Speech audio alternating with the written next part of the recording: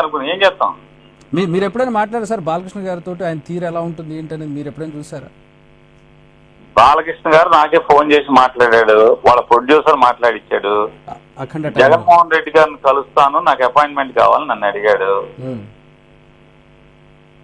అఖండ సినిమాకి చెప్తానండి జగన్ గారికి అన్నది. ఎందుకంటే అఖండ సినిమా గురించి నాకు రేట్లు కావాలి సినిమాకి. సినిమా దాని పేరు ఏంటండి, బెనిఫిట్ షోలు వేసుకుంటాం, ఆ షోలు వేసుకుంటాం ఏం చెప్పి ఆయన అడిగాడు. నేను జగన్ గారితో మాట్లాడాను, ఇట్లా బాలకృష్ణ గారు వస్తానంటున్నాడని. ఎందుకని ఆయనకి ఏమైనా పని కావాలంటే చేసి నా దగ్గరకు వచ్చేది ఉంటుంది, ఆయనకి ఏం కావాలంటే చేసి పెట్టే అని చెప్పారు. అలా ప్రొడ్యూసర్ వచ్చాడు, ఆయన పేరు రెడ్డి గారు, మిరియాల అరవింద్ రెడ్డి ఏదో ఉందండి ఆయన పేరు.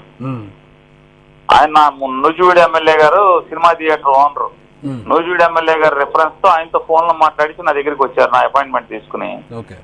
ఆయనే వచ్చి మాకు ఇలా కావాలన్నాడు. సరే అలా అలాగా అని చెప్పని జాయింట్ కలెక్టర్స్ అందరికి చెప్పాను నేను. మరి ఇంకా నాకు జగన్మోహన్ రెడ్డి గారు అంత సంస్కారవంతంగా ప్రవర్తిస్తే, సంస్కారహీనుడిగా ఒక మదవెక్కినోడిగా మరి అలా ప్రవర్తిస్తుంటే వాళ్ళ విఘ్నత వాళ్ళకే వదిలేస్తున్నాం పరిస్థితి. అంటే ఎంత సంస్కారహీనులో మనిషి పుట్టలేదో అనేది వాళ్ళే తెలుసుకోవాలి. పుట్టిన మనిషి పుట్టక కాదా అనేది కూడా. Right sir, thanks for the response sir. అది మాజీ మంత్రి పేర్ని నాని రెస్పాన్స్ చూస్తూ ఉన్నాం.